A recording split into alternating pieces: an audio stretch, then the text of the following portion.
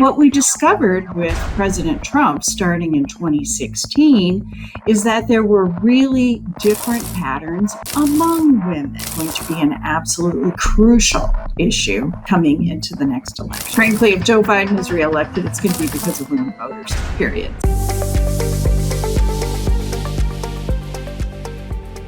There are slightly more women in the United States than men. There are just slightly more women who actually turn out to vote on election day than men do. So in a democratic country, you'd think that women would have slightly more power than men do because, after all, the majority is supposed to rule. Well, it doesn't exactly work out that way, at least not in the way you'd expect. Women don't have anywhere near their share of power in political organizations, political parties, or in elected offices. And when they run for office, it's also not always what you might expect.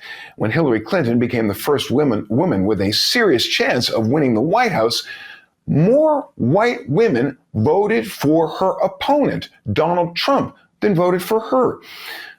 African-American women and Latino women overwhelmingly supported Clinton, a Democrat. So women overall did vote for Hillary Clinton when she ran for president, but again, not that crucial demographic of white women, which is in fact the single largest voting bloc in the country. This after Donald Trump was recorded boasting that he could grope women's bodies at will with impunity. A few years have gone by. Donald Trump has now been convicted in civil court of sexually abusing and slandering a woman, and convicted in criminal court of using his own company's money illegally to buy the silence of a woman he had a sexual relationship with. It could be an interesting election, and it makes you wonder, should women be running this country?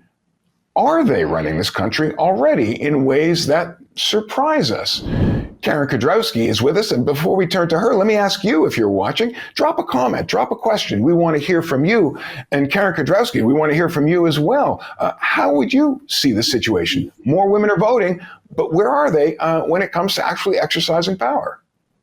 Well, this is really a great point. And just to give you a little bit of context and to give the viewers a little bit of context, under the U.S. Constitution, states actually can define who voters are, though the Constitution has now been amended several times to limit that state power. And in 1920, the U.S. Constitution was amended to eliminate sex as a reason to exclude someone from voting. So women who had gained the right to vote in many states at that point gained the right to vote nationwide. And what we saw initially is that women did not vote differently than the men in their lives. They voted very much like their husbands or their fathers did. Sort of their economic interests were most important. What we have seen since then, though, is that especially starting in 1980 is something that we call the gender gap, where women voters tend to be more likely to support Democratic candidates than Republican candidates. That still means that a lot of women vote Republican. It's just that if you look at the entire breakdown of all voters, whether they vote Democratic or Republican, we find a disproportionate percentage of women will vote Democratic compared to men. And that has proven to be a durable pattern for the last 40 years in American politics. But what we discovered with President Trump starting in 2016 is that there were really different patterns among women, right? And that women of color, so racial or ethnic minorities such as Latinas and African American women, voted overwhelmingly, like 70 to 90% for the Democratic candidate, in that case, Hillary Clinton in 2016, or Joe Biden in 2020, whereas white women split, almost evenly between Democrats and Republicans. And what we found is that actually a majority of white women ended up voting Republican, not just for president, but for senators and governors and even state legislators. So there's another interesting question that you raised, though, which was, why aren't women in political office? So when we look at our national legislature compared to the national legislatures of other countries in the world, the United States is somewhere around 75th. Right. So there's a whole lot of countries that have a larger percentage of women in their national legislature than what we see in the United States, which is around 27%. And what happens is there's just a lot of barriers to running for office.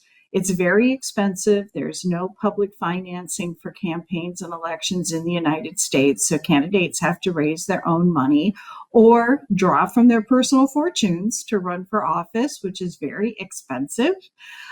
They also have to look for a race where they might be competitive, right? So if they are in a district that is drawn to favor one party or another, and they're not a member of that party, then they're going to have a very difficult time getting elected. But we do find that when women run for office in the United States, that they are just as likely as similarly situated men to win. So if they are an incumbent, meaning that they already hold office, incumbents overwhelmingly win when they are running for re-election, especially to the House of Representatives and to state legislatures. Women are also, if they are incumbents, just as likely to secure re-election as are men. If they are challengers, meaning that they are facing someone who is already holding office, an incumbent, they're not likely to win, but they're not any more likely to lose than are men. So both men and women challengers are not likely to be successful. And when there's no incumbent, or what we call an open seat race, then men and women are again equally likely to win in open seat races. So then this begs the question of, if women are likely to win, then why aren't they running? Well, the difference is something in the way that women learn about politics. And what we have found out as scholars is that by looking at women who are clearly qualified to run for election to public office, is that they don't think they are qualified. And so the best line that I heard was, a woman thinks that she needs a PhD in economics to read a budget, whereas any guy who owns a used car dealership thinks he can do it. So women tend to discount their own qualifications and are therefore reluctant to run. And that means that when they do overcome that psychological barrier, they're actually more qualified than the men that they are running against. And so we end up with great women candidates when they run for office. We also find that one of the big ways of overcoming that psychological barrier is that women see a problem that they want to fix. So we hear time and time again from women office holders is, I never dreamed that I would run for office, but then fill in the blank problem, and I wanted to do something about it. You've covered a lot of ground that's so interesting, and women seem to be holding themselves back. People watching this may have a thought or two about that. Drop a comment if you do, because we'd love to hear from you. Now, Donald Trump is not a candidate who's known for being particularly interested in reproductive health. He's not known, I think, as a family man. What is it about Donald Trump that attracts white women in particular? Yeah, that's a great question. And when we look at white women in detail, we actually find that college-educated white women were far less likely to vote for Donald Trump than were non-college educated women. And only about 25% of the population in the United States holds a college degree or higher. So what we're really looking at is working class white women. And, these working class white women might be very politically conservative. They might be deeply religious. The evangelicals and the Catholics really fell behind Donald Trump because of his anti-abortion stances and their belief, which was correct, that he would appoint justices to the Supreme Court who would be likely to overturn Roe versus Wade, which legalized abortion in the United States, and that they were willing to overlook and forgive his tendency to lie and exaggerate, but also his, clear record of, admitted sexual assault and philandering. Right. It was very clear that he was not faithful to his wives because they thought that his policies would be those that they supported. And this is also true of women in rural areas who, again, are disproportionately white and are disproportionately not college educated. And people living in rural areas in the United States really feel that they have been kind of left behind and ignored by the cultural and political elites who are disproportionately found in cities. So, and there's some truth to that, right? 80% of the US population lives in urban areas. But that means that there's a fairly significant minority that really feels that they are ignored. And that they have been overlooked. There's a derisive term for the middle of the country called flyover country, where people go from someplace important on the East Coast to someplace important like San Francisco or Los Angeles on the West Coast, and that the rest of the country can be ignored. And of course, people living in rural areas, even if they have a lower educational, levels of educational attainment, they're not stupid. They pick up on this sort of derisive, these derisive and dismissive comments, and they resent them. So, they might really feel that if somebody is speaking to the disaffection that they feel, which President Trump was very successful, it makes sense that they would support him. That has nothing to do with gender, but I'm going to ask you about one very specifically gender-related issue that the Democrats are hoping will deliver the White House back to Joe Biden, which is, since the Supreme Court decision that you made reference to, states across the country have made it much more difficult for women to obtain abortions. And where voters have had a chance to address that, they've overwhelmingly supported women's access to abortion, and at the same time, the Democrats who are promising to enlarge those rights and that access. Some people think that could be the issue that saves Biden, that delivers the presidency, even though he's behind in so many polls.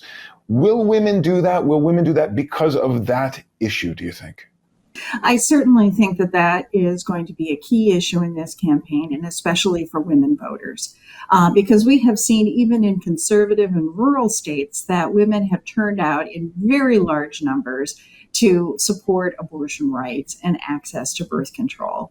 What is really happening is that even, anti-abortion advocates have found that they are not in step with the general public on the issue of abortion. And of course, if they had been paying attention to public opinion polls before the Dobbs decision, they would have seen this. What it is that there are between 50 and 60% of Americans who want legalized abortion. And those numbers hold or even greater for women for whom this is a very personal issue. They don't particularly like abortion, but they think that it's necessary, and they think that it is also better that it be legal rather than illegal. And now, of course, we are just hearing all sorts of heart-wrenching stories about women who need therapeutic abortions for their own health or because of, grave deformities on the part of their fetus, who want to have children, and they are not able to secure these abortions in vast swaths of the country. And so that is really providing so many talking points and fundraising points for the Democrats that, yes, I think it is going to be an absolutely crucial issue coming into the next election. Now, you talked about the gender gap. Last question. Could women end up saving Joe Biden's future? Frankly, if Joe Biden is reelected, it's going to be because of women voters, period. So, yes. Karen Kudrowski, thanks very much.